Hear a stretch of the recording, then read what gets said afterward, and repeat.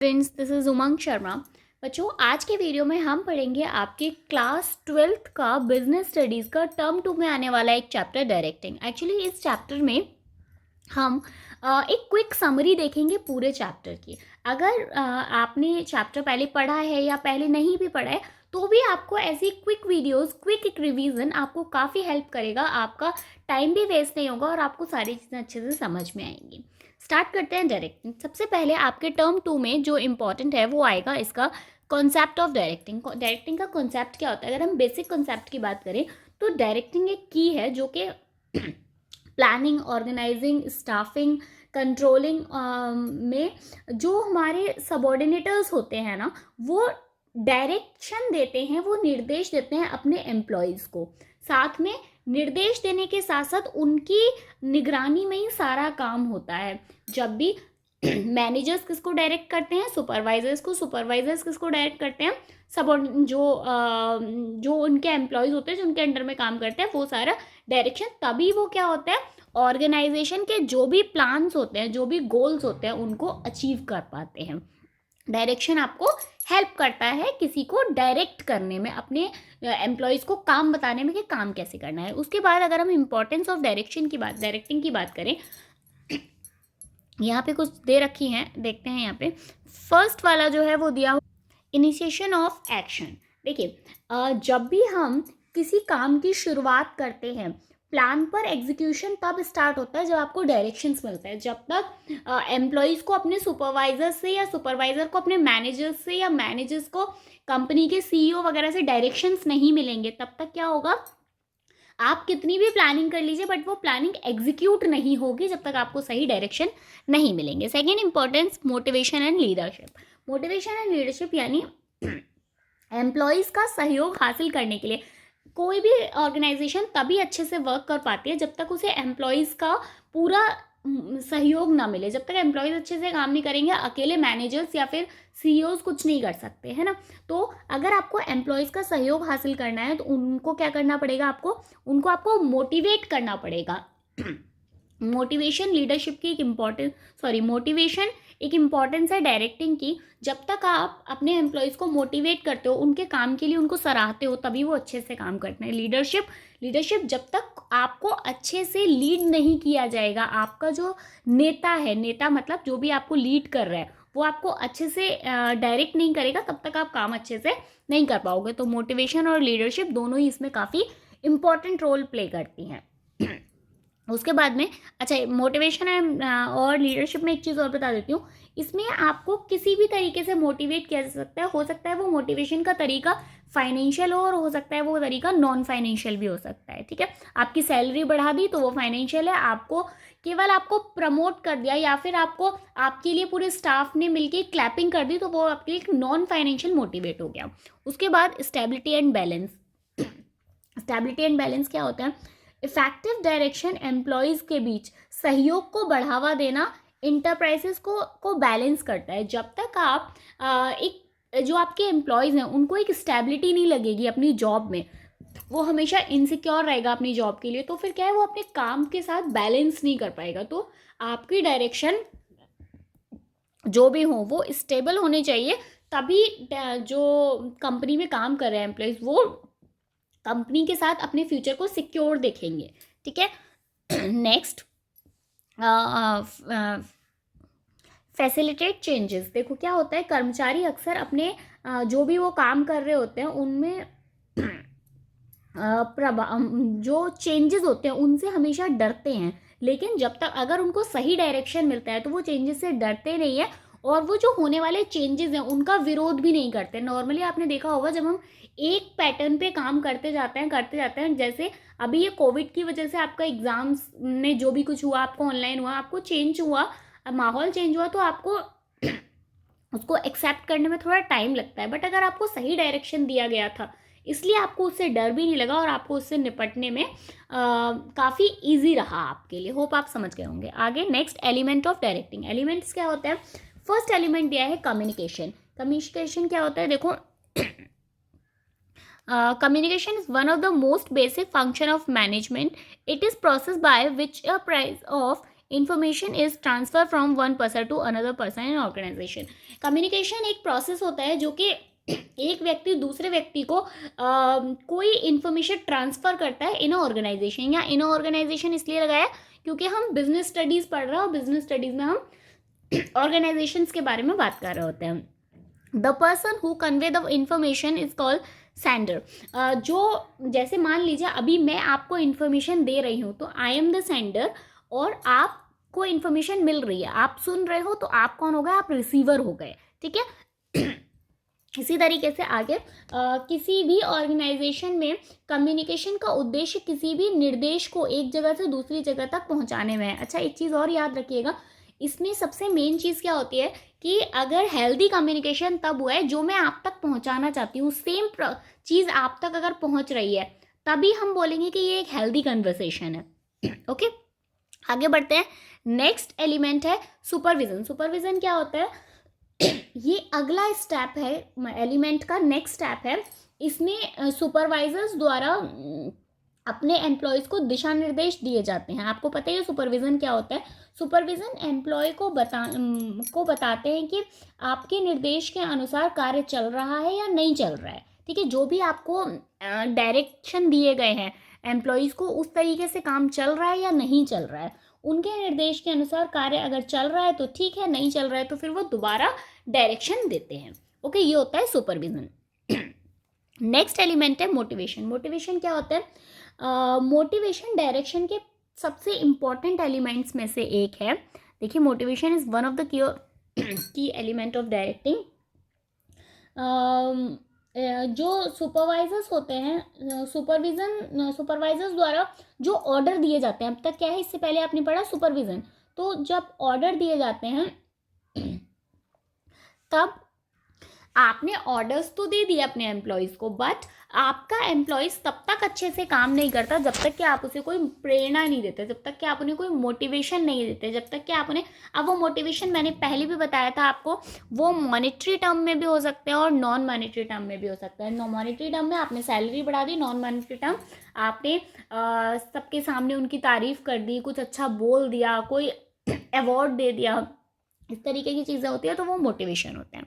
Next है leadership. Leadership एक important है। लीडरशिप एक ऐसा एलिमेंट है जिसमें एक लीडर द्वारा, मतलब एक लीडर होगा, कर्मचारियों को काम करने के लिए गाइड किया जाता है, आपको कैसे काम करना है, ठीक है। ये सारी चीज़ें लीडरशिप के गोल होते हैं। और लीडरशिप क्या होते हैं? मतलब एक अच्छा लीडर जो होता है वो अपने ऑर्गेनाइजेशन के गोल को पाने के लिए अपने सभी एम्प्लॉयज़ को जिस तरीके से मतलब लीड करता है, वो बहुत ही इंपॉर्टेंट होता है। नेक्स्ट आपका टर्म 2 में आने वाला टॉपिक है कॉन्सेप्ट ऑफ मोटिवेशन। मोटिवेशन के क्या क्या कॉन्सेप्ट्स होते हैं आप यहाँ पे देख लीजिए, मैं समझा देती हूँ। First, motivation is the process of employ to help the organisation achieve its objectives. Motivation जो होता है वो जो ऑर्गेनाइजेशन के गोल्स होते हैं उनको अचीव करने में काफ़ी हेल्प करता है। Next, motivation is the drive, desire, aspiration of need of human beings. Motivation जो भी मतलब मनुष्य या मानव जो ह्यूमन बींग्स होते हैं उनकी ड्राइव को, उनकी इच्छाओं को, उनकी ज़रूरतों को पूरा करने में हेल्प करता है। जब आपको मोटिवेशन मिलता है तभी आपको मन करता है कि मुझे और काम करना चाहिए, चाहे वो मोटिवेशन किसी भी तरीके का क्यों ना हो। Next, motivation goal directing behaviour. For example, promotion में भी give a employ objective improve performance, ठीक है। मोटिवेशन किसी कर्मचारी को यानी किसी एम्प्लॉय को उनके परफॉर्मेंस को इम्प्रूव करने में हेल्प करता है। जब आप किसी कंपनी मतलब किसी को मोटिवेट करते हो, आपने उसकी सैलरी बढ़ा दी कि आपने काम अच्छा किया इसलिए आपने आपकी सैलरी बढ़ा दी, तो क्या होता है, उसकी परफॉर्मेंस जो होती है वो और ज़्यादा मेहनत करता है इम्प्रूव करने के लिए। नेक्स्ट, वही पॉजिटिव मोटिवेशन जो हो सकता है वो क्या हो सकता है कि आपने उनकी पे में इंक्रीज़ कर दिया, प्रमोशन कर दिया। नेगेटिव मोटिवेशन भी हो सकता है कि आपने कोई पनिशमेंट दे दिया, आपने उनका इंक्रीमेंट रोक दिया, ठीक है। तो मोटिवेशन पॉजिटिव और नेगेटिव दोनों तरीके का हो सकता है और ऑर्गेनाइजेशन में दोनों ही तरीके के मोटिवेशन की ज़रूरत होती है। Motivation will have a direct efforts of each individual. Motivation का हर व्यक्ति पर अलग अलग प्रभाव पड़ता है। This is because motivation is based on human behaviour. सबके ऊपर मोटिवेशन का अलग अलग प्रभाव पड़ता है। कोई छोटी सी बात से किसी का कंधे, किसी अपने बड़े एम्प्लॉय मतलब अपने बॉस का कंधे पे हाथ रखने से बहुत ज़्यादा मोटिवेट हो जाता है, और किसी को चाहिए कि नहीं मुझे सैलरी में इम्प्रूवमेंट ही चाहिए, या फिर मुझे मतलब प्रमोशन ही चाहिए। तो ये डिपेंड करता है ह्यूमन बिहेवियर पे। हर ह्यूमन पे अलग अलग तरीके से बिहेव करता है।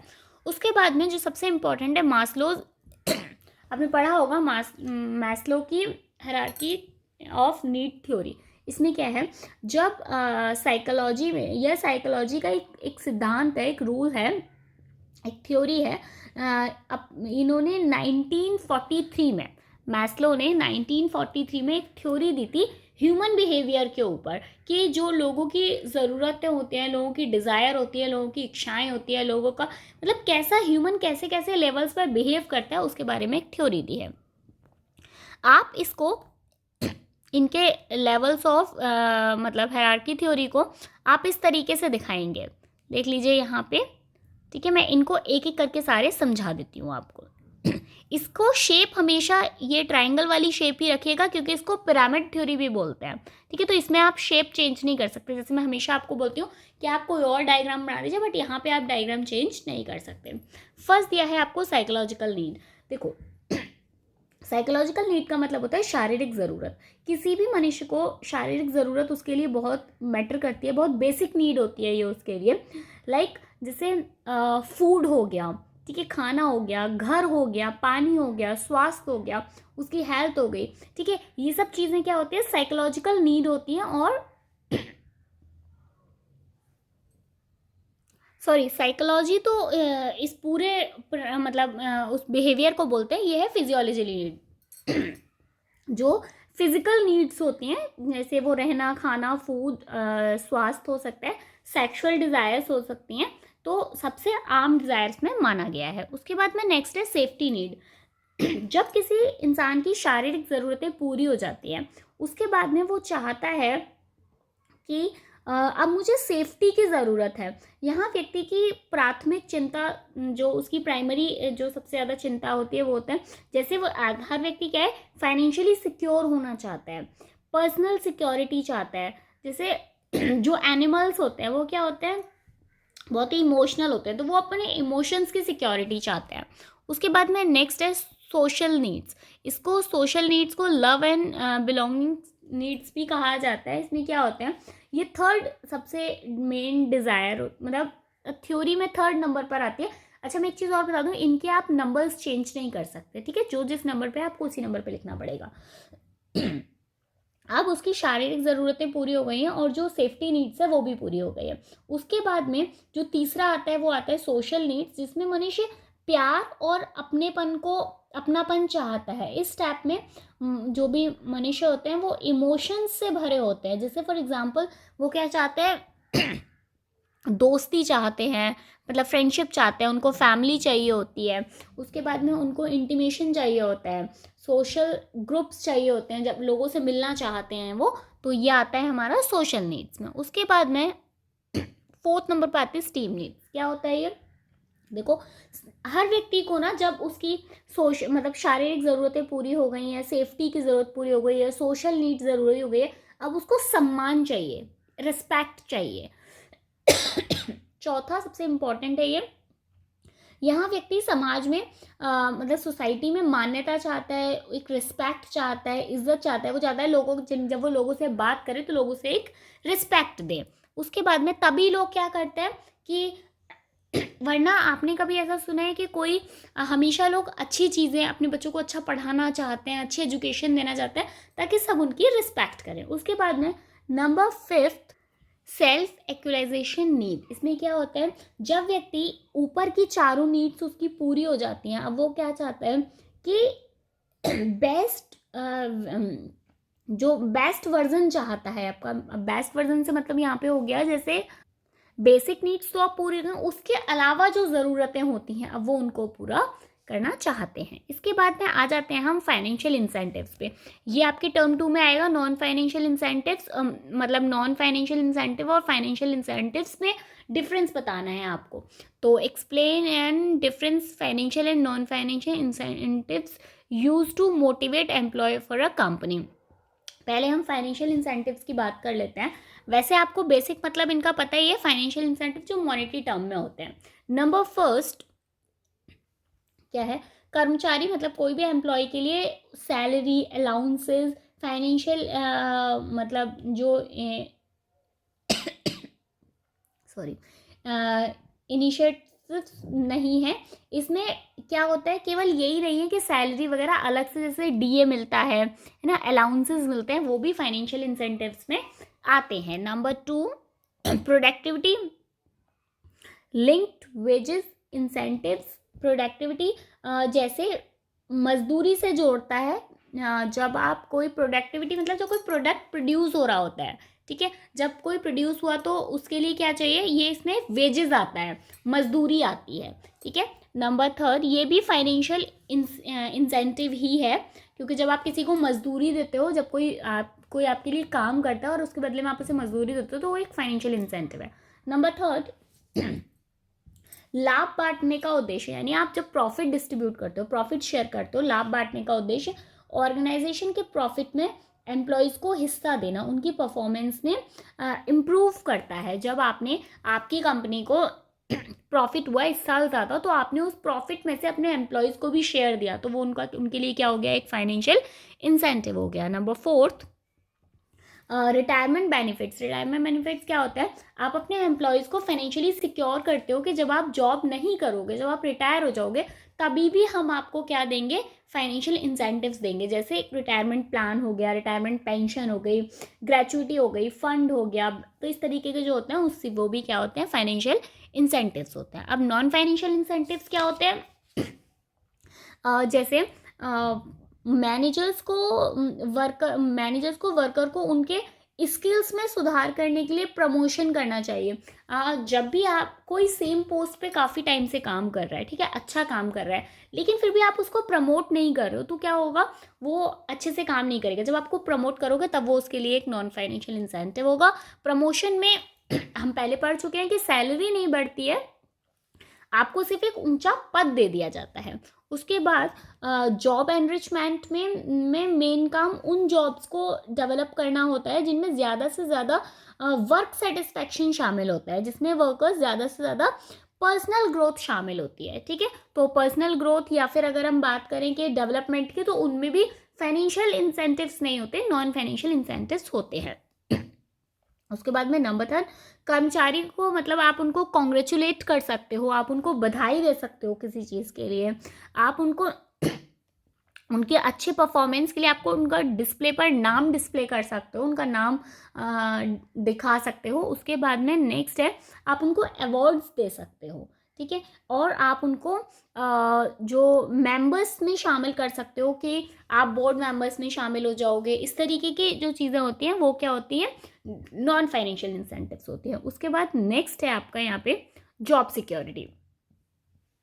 वही आप उनको जॉब सिक्योरिटी दे सकते हो कि जब भी किसी एम्प्लॉय को ये लगेगा हमेशा कि मेरी जॉब सिक्योर नहीं है, तो वो अच्छे से काम नहीं कर पाएगा, वो हमेशा एक ऐसा जॉब ढूंढता रहेगा जहाँ पे उसको सिक्योरिटी मिले, ठीक है। तो वो इतना अच्छा अपना मेंटल इतना अच्छा नहीं दे पाएगा, ठीक है, मतलब वो आपके यहाँ काम करेगा बट उसका दिमाग एक हमेशा लगा रहेगा कि मेरे पास इतनी सिक्योरिटी नहीं है। बट अगर आप उसे ये दे देते हो जॉब सिक्योरिटी, तो वो अच्छे से काम करेगा। एम्प्लॉय पार्टिसिपेशन क्या होता है, आप उसे डिसीजंस में शामिल कर सकते हो। जब किसी ने अच्छा कोई काम किया तो आपने उसकी तारीफ़ की, और जब कोई नेक्स्ट मीटिंग हुई तो आपने उन्हें बुलाया कि ठीक है, आपका डिसीज़न भी मैटर करता है। जब एम्प्लॉय को ऐसा लगता है कि हाँ मेरा डिसीज़न कंपनी में कुछ मैटर करता है, तो फिर वो क्या करता है, ये उसके लिए एक नॉन फाइनेंशियल इंसेंटिव होता है। अगला, व्हाट इज़ कम्युनिकेशन। कम्युनिकेशन क्या होता है, आप नॉर्मल आम भाषा में आप जानते ही होंगे कम्युनिकेशन क्या होता है।